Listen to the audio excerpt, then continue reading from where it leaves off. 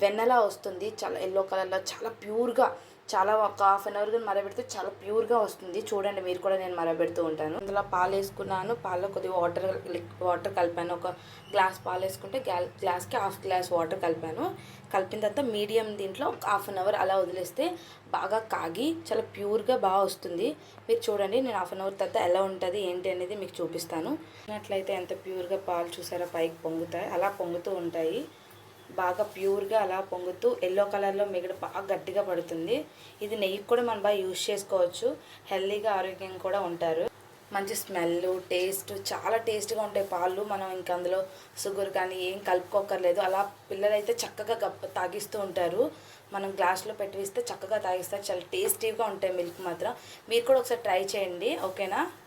మా వీడియో మీకు నచ్చినట్టయితే like, share, comment, subscribe to black పోరిస్ 1419. ప్లీజ్ సబ్స్క్రైబ్ చేసుకోండి ఫ్రెండ్స్.